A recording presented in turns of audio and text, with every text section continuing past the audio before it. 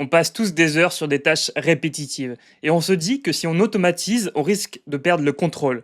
Moi aussi, je l'ai vu chez mes clients. On pense que l'automatisation c'est risqué et pourtant on a déjà économisé plus de 1200 heures par mois. L'équivalent de 7 salariés sans jamais perdre la main. Dans cette vidéo, on va voir ensemble comment automatiser intelligemment pour gagner un temps fou, tout en gardant le contrôle sur ton business. On va voir pourquoi automatiser est devenu indispensable, les 3 piliers pour le faire sans risque, comment garder le contrôle avec un système automatisé, et à la fin, un mini plan d'action pour tout mettre en place dès demain pour ton entreprise. Alors pourquoi automatiser? En premier, on fait tous des tâches répétitives qui nous prennent plusieurs dizaines d'heures par semaine. Et ça, c'est une perte de temps énorme pour nous. Quand le système a été mal fait, on perd le contrôle sur les choses et là, on crée du chaos.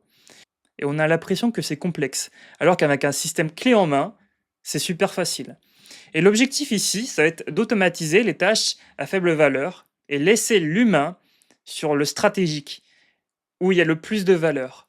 Donc maintenant, les 3 piliers pour automatiser intelligemment. En premier, il faut calculer le temps passé sur tes tâches opérationnelles, ou il faut lister toutes les tâches quotidiennes. Tu vas identifier les tâches répétitives et inutiles, et aussi à forte valeur, donc 3 colonnes. En deuxième, tu vas rajouter de la complexité organisationnelle. Ici, on veut éviter tout ce qui est Excel macro, parce qu'en fait, c'est un risque de plantage. Donc c'est mieux d'utiliser des logiciels qui soient adaptés pour ça. Et le mieux, c'est de déléguer, bien sûr, à un prestataire qui soit payé au résultat ou à la solution. T'as pas de vice caché, et comme ça, tu es sûr que tu payes pour la solution. S'il y a un problème, c'est lui le responsable. La priorité aussi. Donc maintenant, il faut vérifier aussi l'impact sur la performance, parce que si on met plus de temps à l'automatiser que le faire à la main, ça sert à rien. Enfin, pas pour l'instant en tout cas. Le contrôle et la fiabilité à ne pas négliger.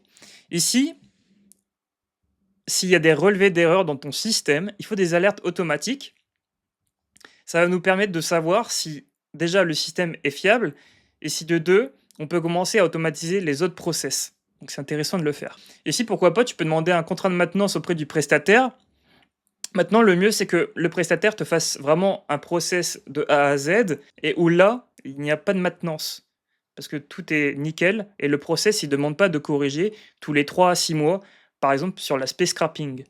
Et bien sûr, une solution à avoir, c'est un tableau de bord simple, avec les économies, les erreurs, si le système est à jour, en défaut, etc. Et ça va nous permettre aussi de savoir si on peut améliorer le process ici.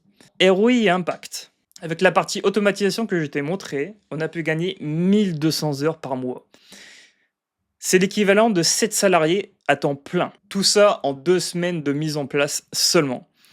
Et bien sûr, et là quelque chose à ne pas négliger, c'est que le coût du prestataire était beaucoup moindre par rapport au coût du travail manuel. Et ces 7 salariés, on a pu les mettre sur des tâches à haute valeur ajoutée. Donc ça nous a rapporté encore plus de business. Ça nous a fait un ROI x 10. C'est-à-dire on a mis 10 000 euros sur la table, ça nous a rapporté 100 000 euros. Maintenant, passons au mini plan d'action pour toi.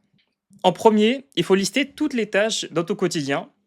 Tu vas maintenant supprimer tout ce qui est inutile, tout ce qui ne rapporte pas assez d'argent pour ta boîte.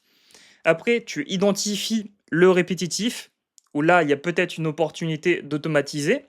Là, tu délègues l'automatisation à un de tes sous-traitants, prestataires, freelance, ou pourquoi pas en interne si tu as les ressources.